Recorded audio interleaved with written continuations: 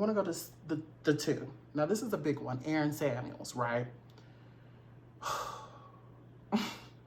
It's always a nigga. Like, I want to start by saying that. Aaron Samuels, Regina George, Aaron Samuels, seemingly to be the catalyst of what made Katie go on this attack against Regina, which she attacked Regina. So Aaron Samuels, as you all know, if you don't remember, Aaron Samuels used to be her boyfriend at the time, and they used to date, but she was on pause. She wasn't thinking about him. She had moved on.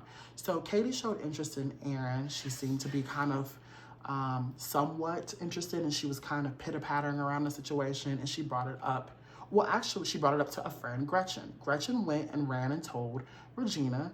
Regina was like, well, hey, girl, I know your secret. You know, I know you like Aaron Samuels. You know, kind of told him, we talked. Boom. She let him know. Multiple people told this girl, Katie. Me and Regina and Aaron Samuels to talk. So this is a girl who's already, Katie is in Regina's circle, being cool, being friendly with these girls. And she's new in high school. She's new in this school. From what I saw, there was a bunch of niggas in that motherfucking school. So to me, if I would have heard, right, that my girlfriend used to talk to this dude, I could have still flirted, but I would have known he's off limits. Why would you want somebody else's nigga, right? Like, why? Why would you want that? That's girl code, right? Am I wrong? Did it change? So Regina was like, girl, go ahead and talk to him. Gave her blessing. But when the opportunity came, she kissed him in his fucking mouth and ran off with the nigga, leaving Katie upset and spiraling, running to her other quote-unquote friends, playing double agent the whole time. Let's be clear. Megan the fucking Stallion. Right? And then on record, Megan has always said that she's Regina George, but these bitches are gonna Katie me. Megan Thee Stallion, Kelsey. We start to realize through information that comes out about phone calls, they're technically Tori and Kelsey were intertwined. I think they were fucking around, they were talking, but Megan started talking to him first.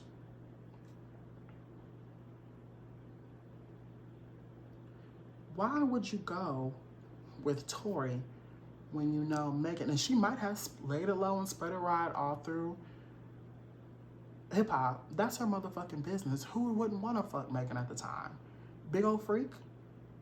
So you feel like it's okay for you at the same time to go, your friend, the nigga that your friend, he clearly likes her. They fucked, you're aware of it. You kind of know what's going on, or maybe you don't. You know that they have some kind of relationship. Maybe you were tipped off. You know your friend. You should know her ways. You feel like it's okay for you guys to talk? Why? What? Why? Regardless if she fucked every nigga, Regina fucked every nigga in school, Megan fucked every nigga in Hollywood, why do you feel like it's okay for you to come in and bite off her plate again? So you mean this is the nigga that sets it all off? Y'all are arguing, y'all are fighting, and then this nigga shoots her in the foot, right? Shoots her dead in the motherfucking foot, and you go out your way to protect him. Allegedly taking bribes from him, defending him. If you were silent and lied and twisted your story, you were defending him against someone who you starved with, who you knew since you were young, who you've always been friends with. That's strange. Someone who gave you money, someone who took you to these parties. You wouldn't have been at that party at Kylie Jenner's house without this girl. So disloyalty all the way around over a nigga who don't have anything. Like, who, I mean, you could have, she asked her to hook you up with one of them rappers. You know, she's a pretty girl. Find somebody else. What's wrong with a nigga at Best Buy? Why did you want what she had. Take it back to me, right? Situation happened to me similar. I was at a job and I worked with a friend. And at that time, like, I was kind of entertaining dudes. And I never really, one thing about me, I never shit where I eat. Like, that's just a big thing to me. Like, I don't do it. And that, as far as I knew, my friend was the same way. These guys were more, these two particular guys were flirty. We were having some kind of, like, situationship, whether it was playful, toxic, bullshit, you know. They were telling me one thing in my ear, you know, playing games or whatever, but this was on my plate. Like, these boys were on my plate. Whether I chose to fuck them or not, they were on my plate. Now, I wasn't going to fuck them because I probably only fucked 2 coworkers in my life, and we were in relationships, right? We were together months, and it took forever. Well, the first one. The second one, we probably fucked the third night we met each other, but you know, I never shit where I eat. But that was a rule that I thought that me and that person particularly both follow. So I come home at this particular time, like on the phone, talking to this friend of mine about how this nigga was doing this, taking me here, picked me up, said this to me, took me out to eat. Bitch, we eating at Ola's, and he said that, you know, he trying to talk to me, and blah, blah, blah, blah, blah. And I even has said something shitty about my friend to that person, and I told my friend, like, girl, you know, if you trying to get fucked or whatever, you might want to go talk to Eddie, A, B, C, D, F, G, because I'm not the one. Hurtful, hateful, yes. At the time, but I was just keeping it real. I didn't think about it. I was just telling them, you know, the nigga went and did it. And low key, pause, right? He was like, made it seem like, oh, no, that's disgusting. I didn't want nothing to do with that nigga. Nothing to do with him. That's nasty. I don't like him like that. Who would want him like that? Come to find out, after I completely cut him off, he was still trying to talk to me, still doing all this and the third, coming to my house, taking me home, whispering sweet nothings, like showing up to where I was at, and still texting me the whole time. One night, one particular time, me and my particular friend got into it at work. They were upset because we were serving. So they were upset because I don't really know what ticked them off. Probably because, again, I was not caring about them being coddled with them in the workplace. So I know we shared a section. If you ever served, you know, we were section partners. So I think we were on rotation. We were on rotation and we had a party room. So I think my friend did not want to take a particular party and I would take it. And then so the rotation came around and he was just pissy or whatever, blah, blah, blah. Oh, well, you know, you just take it then. Take it. I said, okay, well, I'll take it. You just want to take everything? Red flag, right? I'm like, oh, well, yeah, bitch, I mean, we came here to work. Like, I'm trying to get some motherfucking money. Oh, blah, blah, blah, blah, blah, blah, blah. You know, upset, passive-aggressive comments being shared. But I end up taking a party. This girl gets cut and leaves, and I stay. But all the people were, including the dude who liked me, yeah, who's been trying to reach out to me. I wouldn't even give him my number. He was asking around for my number, wondering why I wouldn't give it to him, and all this, that, and the third. And I was not interested. You know, maybe I was playing, you know, playing with what was on my plate, right? I was playing with my food. That night was the night that they fucked. And I knew it because I know my friend, right? And I know niggas. So my question is like, I'm opening up to you and I'm intimate about you like this nigga trying to talk to me. You choose on Mad Day to go down to Tony's and fuck this nigga, you know, like, it's beyond me. So I know that everybody has their own, in our particular situation especially, has their own viewpoints on it. That nigga want to go around telling everybody how he never really wanted to entertain me, like he didn't like me like that. He told my best friend that. My best friend is going with it. But my question was, when did you like him? Like, and then all those months where I've been talking to you about that particular person, when did you take it amongst yourself to, nothing in you wanted to click and be like, oh, he's fine. Like, girl, if you don't give it to him, I will. Never. You never let me know that you were interested. Maybe they had been talking the whole time. That's something that you would tell a friend if you were seriously interested in that person. And come to find out, you have been talking to this person for months and thinking that you're getting over on your sister. It's always a nigga. And they want to use these particular things like, Again, a plate, right? You got mashed potatoes, you got the turkey, you got the gravy and all that. Maybe I am sitting here, everybody done eating on their plate and smashes not. Maybe I'm savoring. Maybe I'm chewing a little bit, scooping my greens, right? I want to savor my food. Why? Why are you on my plate? And so I feel like all those things are equal because it's always a nigga. Tap in with me if that's a situation that's ever happened to you. Make sure you guys follow, subscribe, rate, and review this podcast before we move on. But leave a comment below. Have you ever been in a situation where you might have liked someone, you told your friend, and low-key they started fucking? Or do you understand where that comes? Have you ever been on the receiving end of that or the giving end of that? Have you ever fucked somebody that your friend was talking to and felt like it was okay? Why? Leave a comment below. I want to go to the next point. Vulnerability. Again, these girls, Regina let these girls in her home, right? She shared tools, access. This bitch had a show together with these girls. She planned every Christmas to be around these girls. We did a Jingle Bell Rock. I'm always on your left, right? This girl is sharing moments, walking in a diagonal with these girls, right? As far as she's concerned, we're four bad bitches. I might be the most wealthy, the most baddest bitch up in here, but we're walking together. You're in my home. You're at my pool. We're shopping. We're going to and from. I'm having three-way phone call conversations with you girls all motherfucking night. As far as she is concerned, who's to say that she didn't feel like this was her safe space? Megan Thee Stallion. Why couldn't Kelsey be her safe space? Why in the end is that shocking for people that this is a girl who saw her come from nothing, who was there crying when she lost her mother, crying when she lost her father, crying her first heartbreak when them niggas ran her down at the hotel or some shit, anything. Like, that was a safe space for her. You're vulnerable. And that same person could turn around, watch her get shot, right? And hide it. Gloat about it. Get on Twitter, get on Instagram, and be like, y'all don't know the whole truth. Go on, and then sit your ass in court and be like, I don't remember.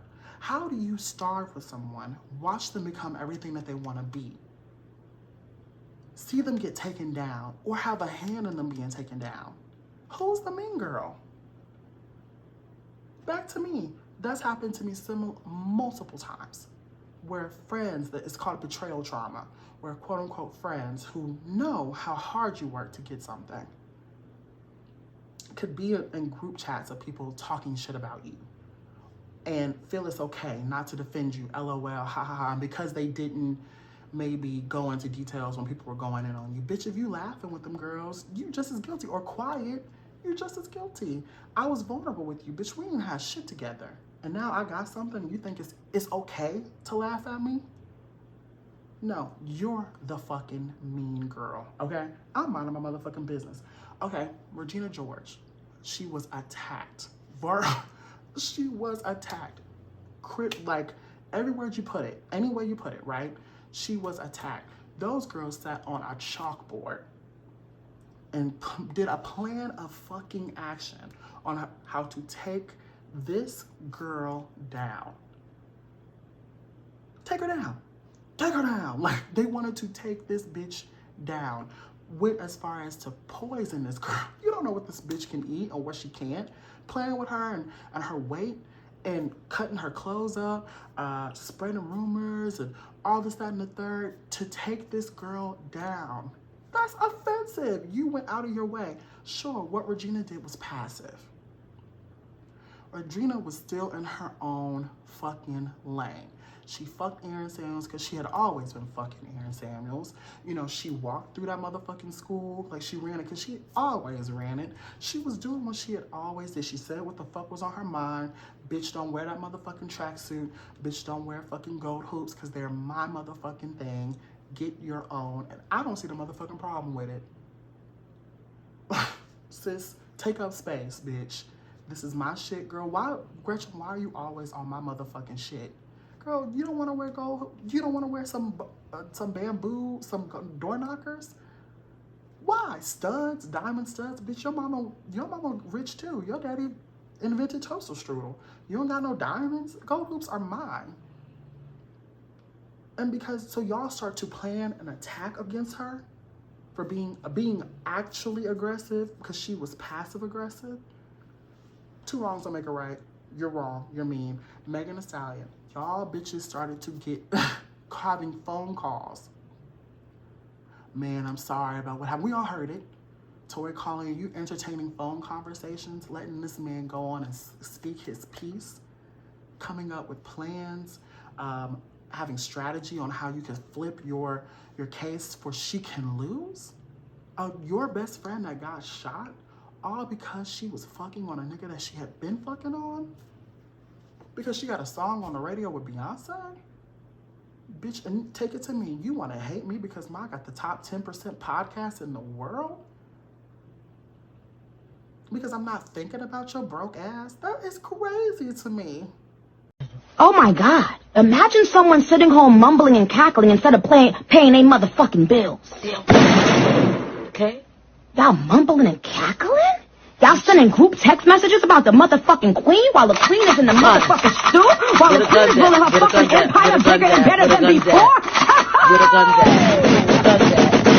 I need you, peasant. Because you feel like I should be on the same level as you and I'm not, that is enough for you to malign me, to go and tell your friends that I actually did things to you that I never did. And bitch, they told me that's not true.